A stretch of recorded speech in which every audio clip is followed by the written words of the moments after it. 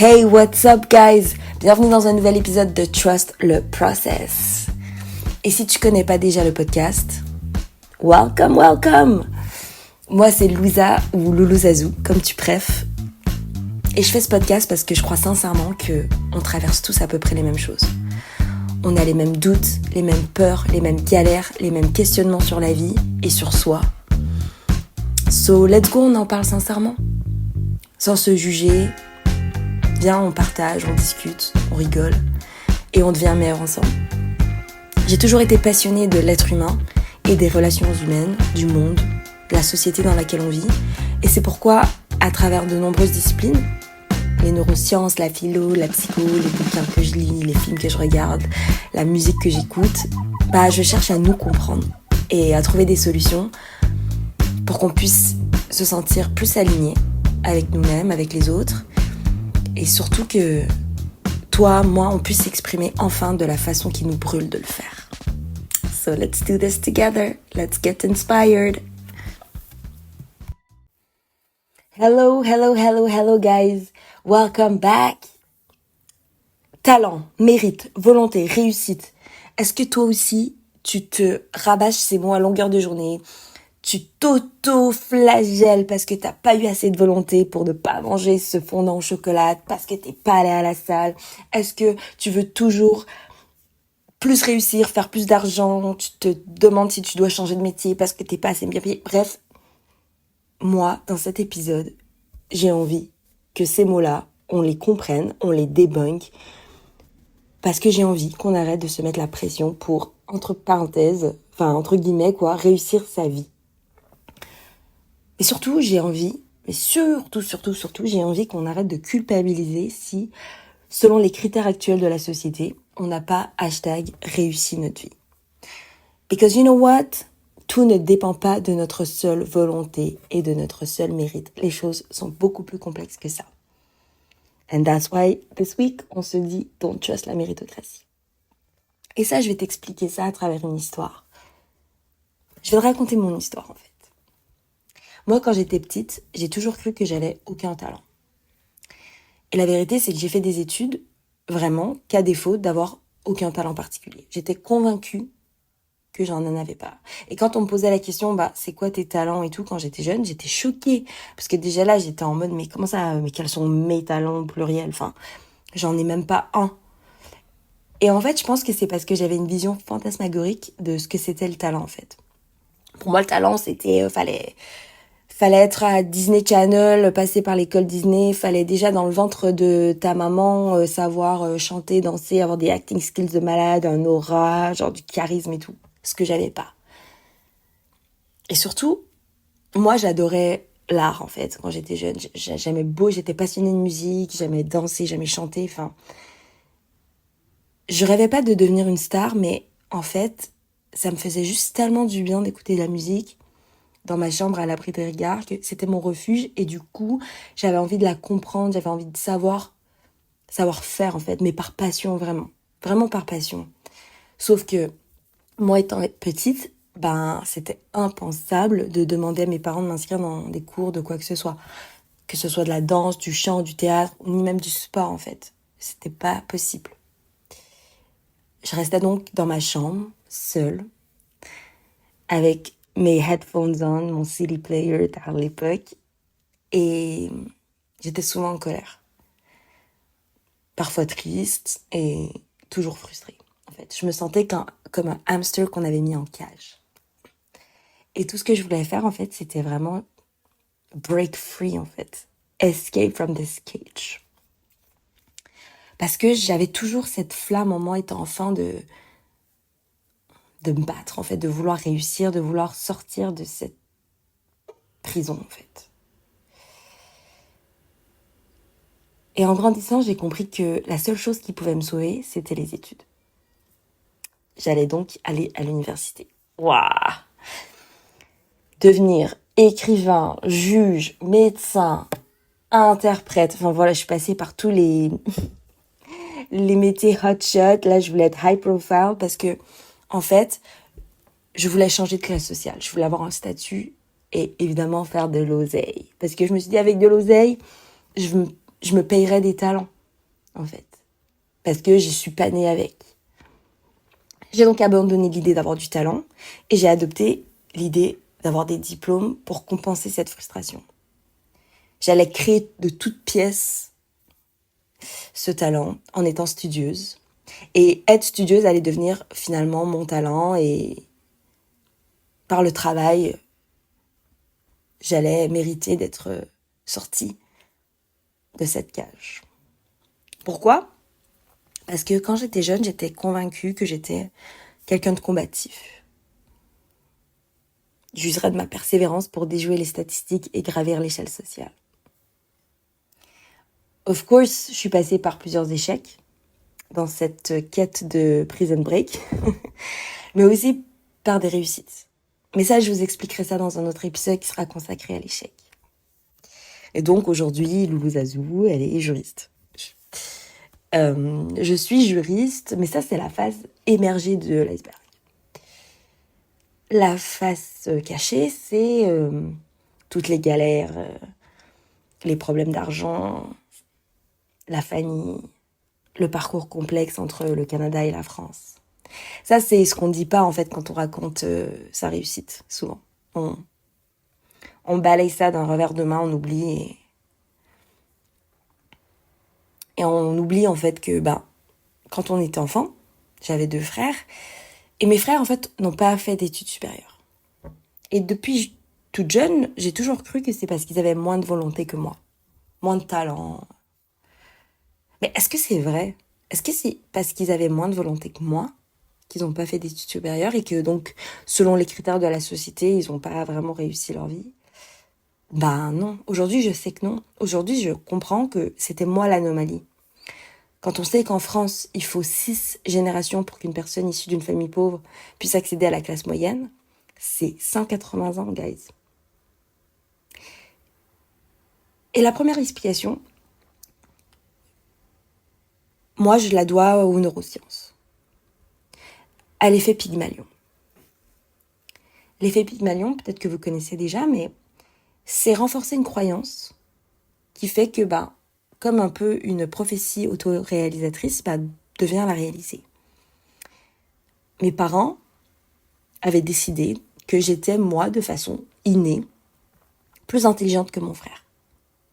Donc, ils m'ont collé cette étiquette-là et ils m'ont toujours comparé à lui pour lui démontrer que lui était nul et bête.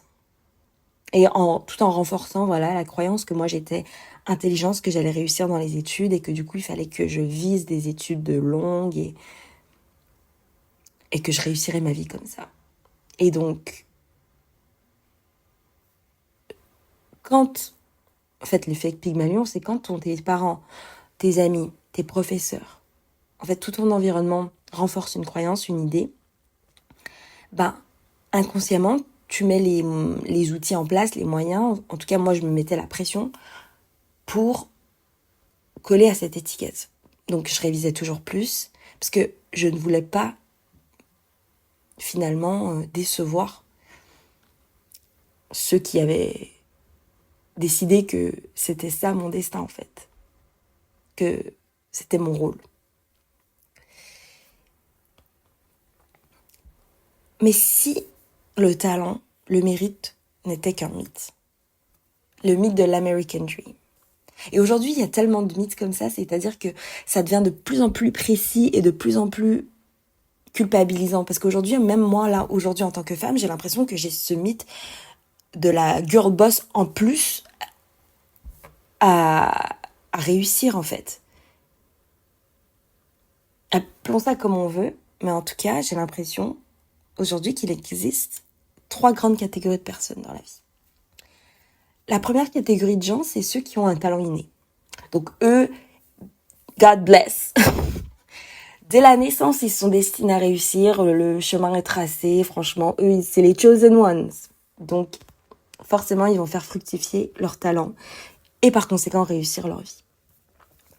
T'as la deuxième catégorie de personnes, eux, ils n'ont pas nécessairement de talent inné, ou en tout cas pas assez conséquent pour bâtir leur vie que là-dessus, mais ils ont travaillé dur. C'est les self-made, Tu connais? Ceux qui disent qu'ils se sont faits par eux-mêmes, qu'ils ont hustle hard.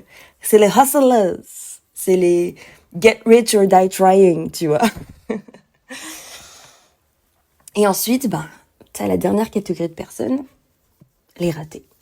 Ceux qui sont passés à côté de leur vie, ceux qui ont raté leur vie. Et donc moi, je me pose cette question. Est-ce que vraiment la réussite est une affaire de mérite? Est-ce que le talent existe vraiment? En tout cas, c'est ce que débunk le docteur en neurosciences et la biologiste Sama Karaki dans son livre « Le talent est une fiction ». On va parler de chacun de ces groupes au fur et à mesure. Donc commençons par la première catégorie de personnes, celles qui ont un talent inné, un don divin, dixit yay, ou a gift from God, comme dirait Maria Carey à propos de sa voix. Bref, appelle ça comme tu veux. Mais selon Sama Karaki, c'est sans appel, la réussite n'est pas qu'affaire de talent. Il faut absolument questionner tous les déterminismes. Les déterminismes, c'est tout simplement les événements et les actions humaines qui font que tout est lié. C'est-à-dire que les événements et les actions humaines sont liés et déterminés par les chaînes des événements antérieurs. Prenons Mozart, par exemple. Dans son livre, Sama nous explique que, selon la croyance populaire, contrairement à la croyance populaire, Mozart n'a jamais eu de gène de l'oreille absolue. Ok ? Mais certes, il composait des trucs de malade mental à 11 ans. Mais ce qu'on ne dit pas quand on raconte l'histoire de Mozart, c'est qu'il est né dans une famille de musiciens. Et ses parents avaient déjà, avant que Mozart ne naisse, le projet d'enfanter un enfant prodige et de le faire devenir prodige. Surtout que papa, comme il était dans la musique, il connaissait de très grands artistes. Et donc, Mozart avait des interactions très facilitées avec le milieu de la musique. C'est ce qu'on appellerait aujourd'hui le réseau, en fait. Et on sait à quel point la France aime faire marcher ses réseaux. Et si t'en as pas, sorry, not sorry. Tu prendras le stage pas payé, t'auras pas de ticket resto et tu vas dire merci parce qu'on te laisse une chance et tu feras des photocopies. Voilà. Et donc, en fait, Mozart, il profitait de méthodes d'apprentissage hyper avancées, hyper pointues par rapport aux enfants de son âge qui faisaient aussi de la musique. Et donc, la question qu'on peut légitimement se poser, c'est est-ce que Mozart serait Mozart s'il était né dans une autre famille? Est-ce qu'il aurait été aussi talentueux? Donc, ce que Sama Karaki, elle démontre, c'est que si Mozart avait une prédisposition, c'est son environnement qui a fait en sorte que cette prédisposition puisse s'exprimer. C'est ça qu'il faut retenir. C'est l'environnement qui fait en sorte qu'une prédisposition s'exprime ou ne s'exprime pas. Donc revenons à mon histoire. Est-ce que moi j'avais une prédisposition à être studieuse, à réussir à l'école, à faire des études longues? Je ne sais pas. Moi je pense que c'est surtout le fait que je puisse bénéficier d'une bourse qui m'a permis d'aller à l'université parce qu'autrement mes parents n'avaient pas les moyens de payer mes études et moi non plus. Je veux dire, les moyens financiers c'est un très grand frein. Et c'est surtout que, contrairement à mes frères, moi, j'avais un cercle d'amis très, très, très studieux. J'avais des amis qui étaient vraiment poussés par leurs parents pour devenir quelqu'un. Et donc, moi, j'ai été un peu tirée vers le haut et surtout, je me suis mis une pression pour act normal. Faire comme si, moi aussi, c'est évident, je réussis à l'école, je vais à l'école. Et j'essayais comme ça, en fait, finalement, de cacher qui j'étais parce que j'avais très honte de qui j'étais. J'avais vraiment, mais tellement honte de qui j'étais pendant toute mon enfance, mon adolescence, et même mon début de vie d'adulte à la fac. Et donc, pour moi, de mimer un peu les copains que j'avais, c'était une façon pour moi de déjà croire que j'allais faire quelque chose de ma vie et réussir. Et donc, c'est cet environnement-là, je pense, qui m'a fait faire des études pendant 10 ans à la fac. Mais reprenons. Peut-être que j'avais une prédisposition. Peut-être que toi aussi, tu as des prédispositions à faire des choses. On en a tous, peut-être. Mais entre deux personnes, c'est pas les prédispositions qui vont changer la donne. C'est-à-dire que certes, on aura une génétique différente et certaines choses s'expliquent par la génétique, mais pas la différence de performance. La différence de performance ne s'explique pas par des prédispositions et des déterminismes. Pourquoi ? Parce que certaines études, elles ont montré que les personnes qui avaient plus de prédispositions génétiques à faire une chose, avoir une compétence, par exemple, je sais pas moi, jouer de la guitare, mais qui grandissaient dans des milieux socio-économiques défavorisés, avaient moins de chances de réussir dans la société, et même d'avoir une bonne santé physique et mentale, parce que tout est lié, que les personnes qui avaient moins de prédispositions génétiques, mais qui évoluaient dans des classes sociales plus aisées. Et donc, pour parler plus simplement, c'est l'environnement qui fait tout.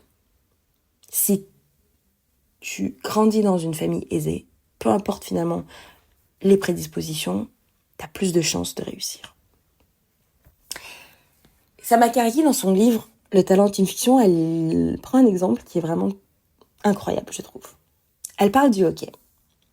Ok, il y a très peu de noirs au hockey. Est-ce que c'est parce qu'ils sont noirs ? Non, mais ça, tu le sais sûrement déjà. C'est parce que le sport, c'est coûteux, donc l'accès est limité, et c'est ça surtout le problème. Donc l'environnement, l'économie. Donc ça s'explique par l'environnement, donc économique. Mais elle va plus loin dans son exemple et elle dit, dans les équipes de hockey professionnelles en Amérique du Nord, il y a quasiment que des mecs qui sont nés en hiver. Pourquoi ? Parce que en fait, dès l'enfance, les enfants de 5 ans, qui sont nés entre janvier et mars, ils ont 9 à 11 mois de plus que les autres enfants dans l'équipe.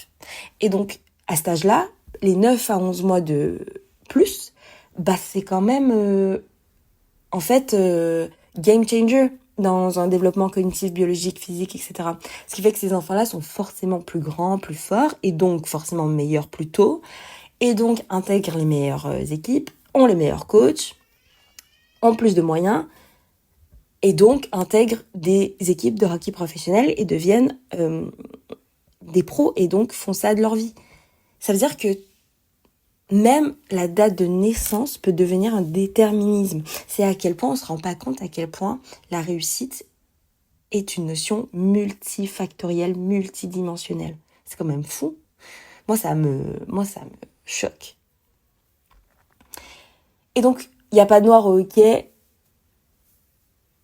Et les noirs, parce que les noirs sont des athlètes, ils sont naturellement athlétiques. Bon, déjà ça, on sait que c'est littéralement du racisme. Positif, certes, mais c'est du racisme quand même. D'ailleurs, c'est Darwin qui disait que c'était pour combler leur manque de capacité intellectuelle. Passons.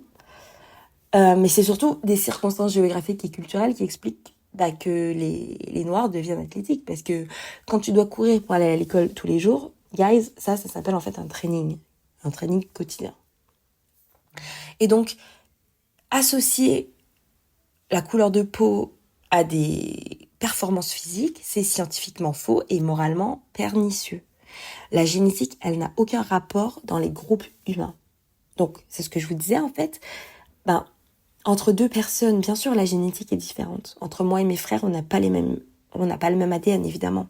Mais dans les groupes, quand on compare deux groupes ensemble, par exemple, ceux qui ont grandi en ville par rapport à ceux qui ont grandi en campagne, les ouvriers par rapport aux cadres dirigeants, des femmes versus des hommes, en fonction des tranches d'âge, etc. Là, les différences, elles ne peuvent pas être expliquées par la génétique. C'est un raccourci qui est fallacieux. Et la société, justement, elle préfère justifier que ceux qui réussissent, c'est parce qu'ils avaient un talent. Ils sont nés avec un talent divin. Les Noirs sont naturellement athlétiques, c'est leur talent. Ils sont nés comme ça. Pourquoi on veut nous faire croire cette histoire ? Parce que déjà, elle est beaucoup plus sexy et glorieuse que celle de « ils ont réussi parce qu'ils sont filles ou fils d'eux ». y a qu'à voir à quel point les Nepo Babies aujourd'hui, genre les Lily Rose Depp, etc. sont détestés. Parce que ces Nepo Babies, ils se revendiquent cette fait tout seul. Ne rien avoir demandé à papa ou à maman. Ils se plaignent parce que c'est injuste. Les gens, ils sont injustes avec eux alors qu'ils ont travaillé si dur, etc. Mais nous, en fait, OSEF, on peut plus, quoi. On les dénonce parce que le spectacle des inégalités aujourd'hui, en 2024, il est juste insupportable. Et que cet écart se creuse de plus en plus, entre les très riches et les très pauvres. Mais c'est surtout qu'en plus, aujourd'hui, il y a les réseaux sociaux qui permettent cet étalage de richesse, en fait, et cette exposition. En fait, on se rend de plus en plus compte de à quel point la diff, elle est incroyable entre les riches et les pauvres, tu vois. Et c'est ok que les parents puissent faire profiter de leur réseau, de leurs biens immobiliers, de leurs capitaux. It's okay. It's normal. Je veux dire, moi, demain, parent, moi, je suis une maman, mais c'est sûr, je donne tout, je donne ma vie à mon enfant parce que je l'aime et je veux qu'il ait tout ce que j'ai pas eu et qu'il soit bien, tu vois. Je veux le mettre bien, c'est normal en tant que parent. C'est pas ça le problème. Moi, mon problème, c'est les gens qui sont incapables de dire je ne me suis pas fait seule, en fait. J'ai eu des privilèges. Et ce qu'on entend rarement, en fait, Souvent, les gens, ils préfèrent dire non, j'ai pas eu de privilèges. Bah, y a qu'à prendre Macron, Quand il dit ouais, moi je suis pas né de parents banquiers, blablabla. Mais il faut avoir conscience de ces privilèges. Parce que les privilèges, comme je vous l'ai dit, ça peut être même une date de naissance, ça peut être tes parents qui t'inscrivent à des cours en tant qu'enfant, parce qu'ils ont la thune pour le faire. Enfin, ça peut être très diversifié et puis aussi très subtil. Et donc, il faut avoir conscience des privilèges que j'ai eus. Et moi, ce que j'ai envie que les gens disent, c'est j'ai eu ces privilèges-là, j'en ai conscience et j'en ai fait ça. Parce que croire au talent inné, divin, whatever, c'est ne pas prendre en compte qu'on est des êtres situés. C'est-à-dire qu'on est des êtres situés dans une famille X, dans un pays Y, dans une société Z, avec un sexe. C'est ça la vraie histoire. Mais ça, c'est moins facile à raconter. Ensuite, il y en a qui disent par rapport au talent que non, mais on dit pas que le talent ça suffit, que voilà, c'est des enfants bénis, pas du tout. C'est juste que ils ont réussi parce qu'ils ont combiné le talent au travail. Mais non, en réalité, réussir, c'est combiner son talent à ce que recherche la récompense et ce que recherche et récompense la société à un instant T. Le marché capitaliste, concrètement. Parce que c'est le marché qui décide de qu'est-ce qui est un talent et qu'est-ce qui n'est pas un talent du tout, tu vois. Par exemple, aujourd'hui, la société, elle a décidé que les sportifs, c'était des talents valorisés. Que les fashionistas de ce monde, la mode, tout ça, c'était un talent valorisé. Par contre, les profs d'école, les chercheurs, eux... non, moi, c'est pas incroyable. D'où les écarts incroyables de salaire entre les deux catégories de talent, entre guillemets. Et le pire, c'est que même ça, le talent, c'est pas suffisant, parce que même si j'ai du talent, le succès ne reste pas garanti. Par exemple, 20% des artistes créent 80% des revenus. 20% des scientifiques publient 80% du contenu scientifique. Ça veut bien dire que le succès n'est pas distribué de manière équitable ou proportionnelle. Un petit écart de talent justifie des grands écarts de succès. Donc, de petites différences deviennent de grandes distinctions entre ceux qui réussissent et ceux qui restent à quai. Et ça, c'est sans parler des biais culturels et sexistes. C'est-à-dire, par exemple, une femme, selon Sama Karaki, dans le domaine de la science, a 13 fois moins de chances d'être citée dans des publications scientifiques que les hommes. Petite différence, grande distinction. Bah ouais, ce sont les mecs qui ont les postes de directeur de recherche, donc c'est eux qui obtiennent le mérite pour les publications.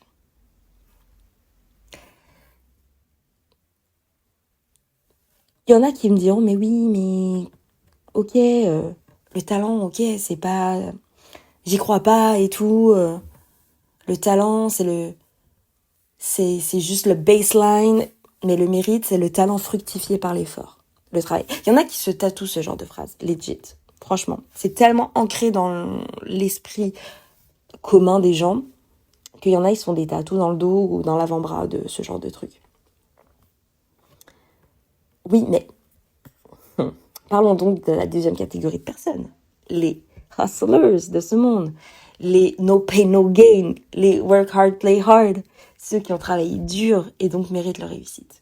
Eux, ils te disent deux choses. Et quand je dis eux, je dis WAM, parce que franchement, pendant très longtemps, j'ai été de cette catégorie de personnes, je vais pas vous mentir. Je me serais jamais fait tatouer, mais en tout cas, j'ai dû écrire ça sur un statut Facebook, genre en 2012, tu vois.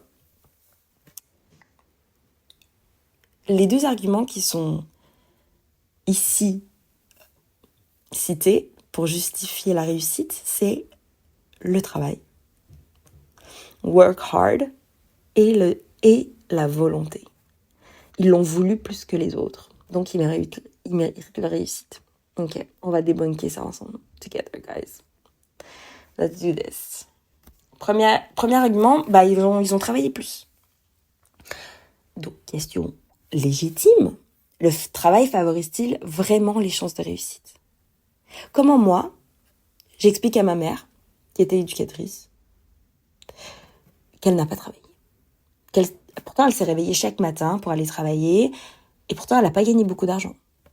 Elle a usé de son corps, de son esprit. Aujourd'hui, voilà, toutes les personnes âgées ont le corps et l'esprit usés de leur travail, qui, en fait, fait en sorte qu'aujourd'hui, certains ne peuvent plus travailler. Et pourtant, selon les critères de la société, ma mère, elle n'aurait pas assez travaillé pour réussir. Et ouais, on pourrait pas écrire un synopsis de film avec son histoire perso. It's not sexy enough. Mais c'est donc absurde, en fait.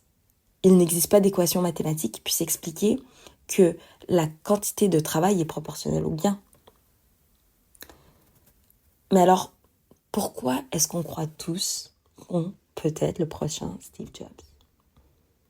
Et moi aussi, des fois, il y a des jours où je me lève et je me dis, tu sais, genre, manifeste, tu vas être la prochaine podcasteuse numéro 1. Parce qu'en fait, on raconte que l'histoire de ceux qui réussissent.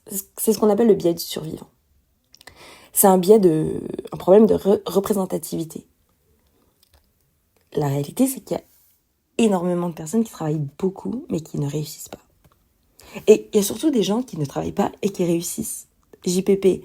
Genre, on a tous secrètement envie d'être ces gens-là, la vérité. La vérité, moi, je travaille pas et je gagne de l'argent, je signe. Et c'est surtout, en fait, que il y en a qui travaillent moins et qui gagnent plus. Enfin, ceux qui vantent et tout, la semaine de 4 heures et faire 100K par mois.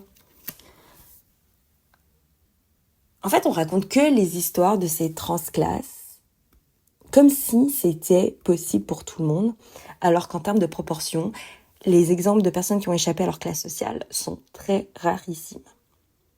Mais ça, encore une fois, c'est le fantasme de l'American Dream qu'on nous bassine depuis l'enfance.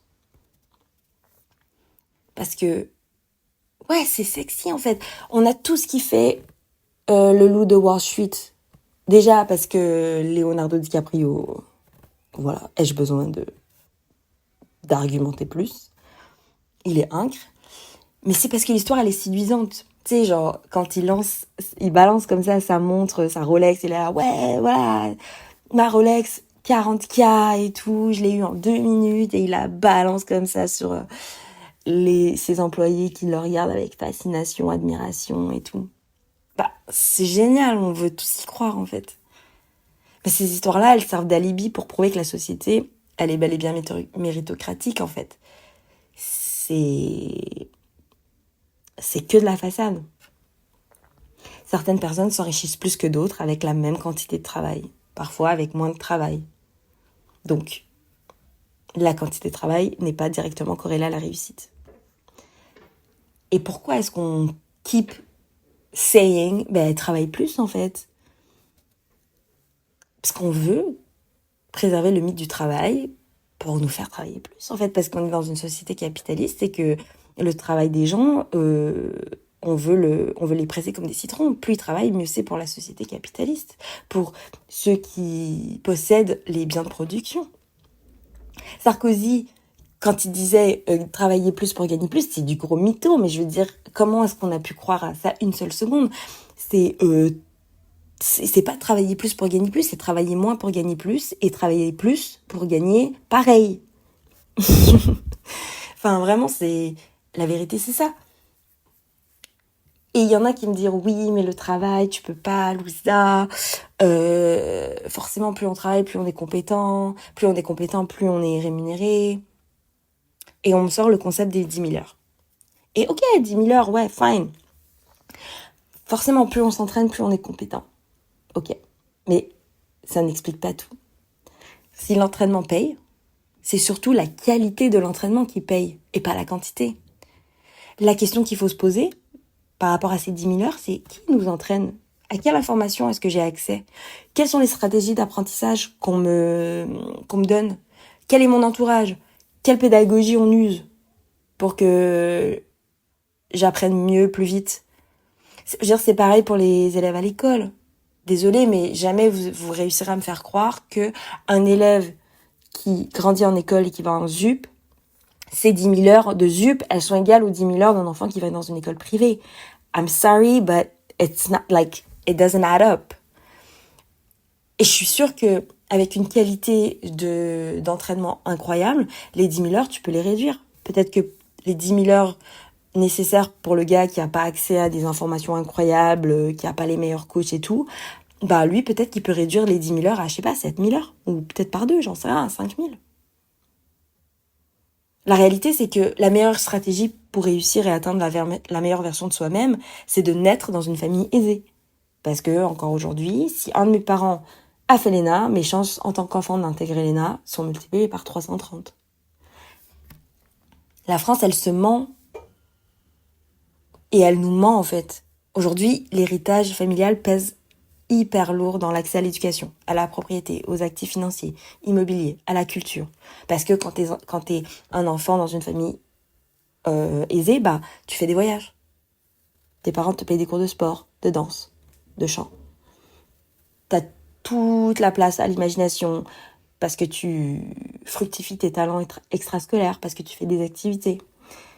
Et ça, ben, moi, je le vois, enfin, c'est anecdotique, mais j'ai toujours voulu faire de la danse et j'ai toujours... Enfin, vraiment, c'est un rêve depuis que je suis jeune et j'ai jamais pu le faire. Et aujourd'hui, ben, commencer la danse à partir d'un certain âge, enfin, je veux dire, 30 ans passés, c'est pas tout le travail que je peux mettre sur ma danse là pour la perfectionner. Elle rattrapera jamais, en fait, les gens qui ont commencé à danser à l'âge de 4 ans, qui ont eu cette chance-là. Et donc, le travail ne peut pas récupérer les inégalités de base majeures. C'est ça qu'il faut comprendre. Surtout qu'en France, c'est malheureux, mais plus le temps passe, plus la part de richesse qui a été héritée plutôt que méritée, elle augmente. Et c'est pas moi qui le dis, c'est le Conseil d'analyse économique, qui assure que la France est une société d'héritiers, parce que la part de la fortune héritée dans le patrimoine total représente 60% contre 35% en 1970. Ça, c'est issu d'un rapport de 2023. Donc, la France qui crie haut et fort que la méritocratie, c'est une valeur républicaine number one, it's a lie. Les calculs sont pas bons là, Kevin. La quantité de travail, elle n'est pas corrélée à la quantité de réussite. Et donc, comme on a facilement débunké cet argument, bah, il y en a qui vont dire, ouais, mais c'est parce que, il y en a qui ont réussi parce qu'ils ont plus de vertus que d'autres. Ils ont plus de valeurs, les autres n'ont pas. La persévérance, la volonté à toute épreuve. J'étais de ceux-là, hein. Moi, quand j'étais jeune, je me suis dit, c'est ma résilience, c'est ma combativité, c'est genre mon warrior en moi qui va me faire réussir. Ça, c'est la team quand on veut, on peut. Que vraiment, je vais mourir, je vais vomir, je vais mourir, crever, si j'entends encore, quand on veut, on peut. Et malheureusement, je l'entends encore. Ça t'est déjà arrivé ? T'es en surpoids. Et autour de toi, on te voit manger, on te regarde comme ça avec les yeux, genre, Mais pourquoi tu manges un burger, en fait? T'es gros. Mange moins, en fait. Contrôle-toi. Ou, je sais pas, t'es triste à un moment donné, on te dit, sois pas triste. Sois heureuse, t'as de la chance, la vie est belle. Je sais pas, t'es en grosse crise d'angoisse, t'es stressé. Et on te dit, calme-toi. Mais t'es G, en fait. Mais moi, mon poing comme ça dans ta gueule, en fait, je ne peux plus. Je ne peux plus, ça m'angoisse. Et tout commence par Descartes. Descartes qui dit, la volonté, c'est un muscle qui s'entraîne. On peut toujours vouloir plus, parce qu'on peut toujours entraîner plus notre muscle de la volonté. Et il y a des tests, comme le test de marshmallow, de la guimauve, qui a été fait plusieurs fois dans plein de pays avec des enfants. En gros, on leur donne une guimauve et on leur dit, si tu la manges pas tout de suite, quand je reviens, je t'en donne une deuxième. Par contre, si tu la manges tout de suite, tu la manges, c'est toi qui décides, mais t'en auras pas d'autres. Et les enfants, ils sont, je sais pas, dans une salle seuls face à une guimauve, miskine, et ils savent pas qu'ils sont observés. Et en gros, l'idée, c'est de savoir si au bout de 15-20 minutes, est-ce que l'enfant, il fait preuve de volonté pour résister aux bonbons dès l'âge de 3-4 ans. Et selon ces tests, il aurait plus de chances de réussir sa vie, parce que ça veut dire que ce sont des enfants plus persévérants que les autres. Mais c'est faux. La volonté, elle peut beaucoup, mais elle peut pas tout. Moi, par exemple. Moi, ça, c'est le plus grand problème de ma vie, c'est le sommeil. Et mes problèmes, la réaction des gens, des fois, par rapport à mes problèmes de sommeil, c'est une insulte à moi-même et une insulte à la complexité de la vie. Moi, j'ai des problèmes d'insomnie, j'ai le sommeil très léger et du coup, souvent, on me demande comment ça va. Et il y a des nuits, j'ai fait une insomnie, j'ai pas dormi, je dis que je suis fatiguée, quoi. Et on me dit, oh là là, mais t'es toujours fatiguée. Oh là là, mais dors. Mais dors plus. Mais va te coucher plus tôt, Louisa. Mes frères. Mais merci, j'avais pas pensé. Mais ah ouais, d'accord, donc si je dors, je ne serai pas fatiguée. Mais mon poing dans ta gueule. Franchement, ça me vexe de ouf. Et maintenant, j'arrive à prendre du recul par rapport à ça, parce que je me dis, les gens, ils ont pas encore déconstruit ce mythe, et depuis notre naissance et tout. Et donc, voilà. Mais même les médecins du sommeil, parce que, évidemment, tu vois, moi, j'ai un problème de sommeil. Tu penses pas que j'ai fait mes recherches avant que tu me dises d'aller dormir plus? Même les médecins du sommeil, ils disent, la plupart du temps, cesser de vouloir dormir autant, c'est déjà le début de la solution. Ça permet de mieux dormir. Et c'est prouvé, en fait, par les neurosciences. C'est un peu comme ces femmes, qui ont des désir d'enfant tel. Elles veulent vraiment un enfant. Elles essaient, elles se mettent une pression de dingue pour avoir un enfant. Et au moment où elles ont abandonné en se disant, j'aurai pas d'enfant, je peux pas en avoir. Là, bam, il se passe un truc. Il y a une fenêtre qui s'ouvre, les possibles s'ouvrent enfin. Et ça se passe, en fait. C'est pour ça que la phrase de motivation, quand on veut un peu, c'est une dinguerie. Il faut absolument qu'on arrête de se dire ça et qu'on arrête de le dire aux autres. Parce que pour moi, c'est pas de la motivation, mais de la culpabilisation à bloc. Parce que ça veut dire qu'on n'est jamais assez, qu'il faut toujours en faire plus, que tout est de notre faute. Ça marche pas, c'est hyper angoissant. En réalité, si on change, vraiment si on change, et quand on change, c'est parce qu'un comportement donné ne nous convient plus à nous, c'est qu'on en a marre, on s'auto-soule, on arrive à un point, t'es saoulé de toi-même, tu te supportes plus. Et la solution au problème, c'est pas toujours plus de contrôle, mais au contraire, c'est se foutre la paix, c'est s'autoriser à se connecter à ses envies, à ses désirs, et abandonner ce qu'on pense qu'on veut. Mais on a tellement peur d'abandonner, alors que la solution, c'est de s'autoriser à ne plus être ce qu'on attend qu'on soit, de faire autrement, en fait, de vouloir autrement. Mais on nous a appris que le contrôle.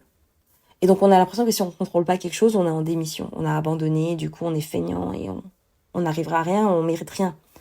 Alors que entre ce contrôle-là crispé, tant d'axes et abandonné, la démission, il y a quand même 50 nuances de gris et 1000 façons de se transformer. Mais je vais vous en parler dans un épisode consacré à la volonté parce que j'ai tellement de choses à dire sur la volonté. c'est trop intéressant. Donc, je m'attarderai pas plus sur ce pan du mérite et de comment on nous fait culpabiliser dans la vie. Mais en tout cas, quand on dit « quand on veut, on peut », c'est que on veut pas croire au hasard, quoi. On veut pas croire que le facteur chance existe. Tout serait volonté parce que, une fois de plus, l'histoire est plus sexy à raconter. C'est moins autogratifiant de dire « bah ouais, non, mais les hasards de la vie ont fait que… » Notre ego a besoin de se sentir méritant. On a besoin de construire cette image, de créer l'histoire de notre vie comme quoi on est 100% responsable de notre réussite. On n'a jamais envie de croire qu'on ne mérite pas ce qu'on a. Et d'ailleurs, c'est pour piquer les gens, c'est la première porte à ouvrir en fait. On veut croire au libre arbitre absolu, qu'on s'est fait tout seul. Parce que ça fait rêver. On se croit libre, capable de se façonner par nous-mêmes à 100%. Alors que la part de chance, elle est réelle. Les circonstances indépendantes de nos volontés, elles sont réelles. Moi, la vérité, il y a des diplômes que j'ai eus et des matières que j'ai réussi vraiment avec brio parce que j'ai eu la chance de tomber sur le seul sujet que je maîtrisais à fond. Et quand j'ai ouvert le petit bout de papier et que j'ai vu le sujet, j'étais là en mode I got this. Et c'était fait. Où il y a des moments où j'ai rencontré la bonne personne au bon moment pour avoir un taf, où j'ai eu un entourage aussi qui m'a soutenue et qui m'a aidée. Sauf que la part d'effort personnel versus la part de chance et tout, elle est incalculable. Et c'est pour ça que on veut croire que comme on peut pas la calculer, c'est nous, c'est moi, c'est grâce à moi. Mais l'interdépendance existe en fait. D'autres ont contribué à ma réussite. Mais non. On cède à l'autosatisfaction, on flatte notre ego avec notre acharnement. Sauf que si on néglige, si on nie cette interdépendance, alors qu'on est des êtres humains, constitutionnellement interdépendants, c'est là qu'on commence à se comparer aux autres pour les juger. C'est ça qui me pose problème avec la méritocratie. Parce que si on croit à la chance, on devient plus généreux, plus empathique avec soi-même et avec les autres qui n'ont peut-être pas eu de chance, justement. On arrête de voir le monde de manière simpliste, mais complexe. We humble ourselves. On arrête de juger les autres parce qu'ils n'ont pas réussi. C'est aussi dire que je suis pas tout puissant individuellement, mais qu'ensemble on est plus fort. Et ça, c'est my motto, genre on n'y arrive jamais seul, mais ensemble. C'est vraiment... Bon, je me le tatouerai pas, guys, parce que voilà. Mais ça, c'est genre ma phrase forever. Les gens nous ont forcément tendu la main, ont eu des mots qui ont résonné en nous, mais alors même que eux ils savaient pas, ils ont parlé, ils ont dit voilà, et toi, il y a une ampoule qui s'est allumée. Et moi, il y a des gens, ils m'ont dit des mots, encore aujourd'hui, je me souviens, mais ça m'a marqué, ça a changé la trajectoire de ma vie. Il y a des gens aussi avec qui j'ai eu des conversations complètement lambda ou pour rigoler, qui m'ont donné des idées de ouf, qui a encore une fois changé ma trajectoire. Les neurosciences nous disent, certes, il y a une part de décision, mais cette part de décision, déjà, elle dépend de l'interdépendance des gens, mais surtout, elle s'appuie sur les moyens que j'ai. Et donc, il y a plein de facteurs à l'extérieur de moi qui conditionnent ma réussite ou mon échec.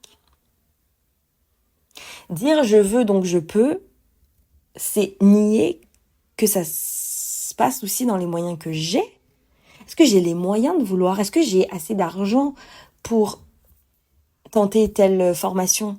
Est-ce que quand j'ai des problèmes de survie économique, que mon main focus c'est manger, avoir un toit pour dormir, payer mes factures, est-ce que j'ai le temps, l'espace mental pour penser investir dans les cryptos pour devenir riche ? Est-ce que quand je suis une mère célibataire avec une charge mentale incroyable parce que j'ai 3 enfants à nourrir, est-ce que j'ai les mêmes chances que les gens qui sont entourés, qui ont une relation stable ?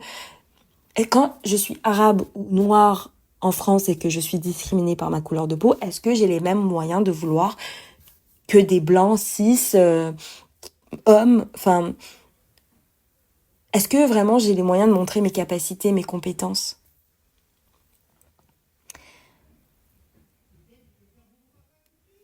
C'est marrant parce que on se croit vraiment surpuissant sur notre capacité à vouloir et à mériter les choses, alors que fun fact, il y a des études qui démontrent que nos décisions en début de mois ne sont pas les mêmes qu'en fin de mois. Hashtag broke decisions. Or, moi, c'est l'histoire de ma vie, je fais que des broke decisions, mais c'est la preuve qu'on n'est pas libre, en fait. Qu'on n'est pas si glorieux ça face à la pression, face au manque. Et donc, tout conditionne les décisions qu'on prend.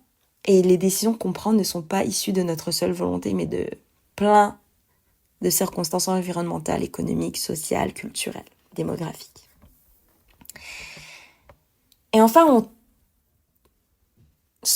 on parlera vite fait des ratés, aka les feignants, aka les branleurs, aka ceux qui n'ont pas traversé la rue, comme dirait l'autre.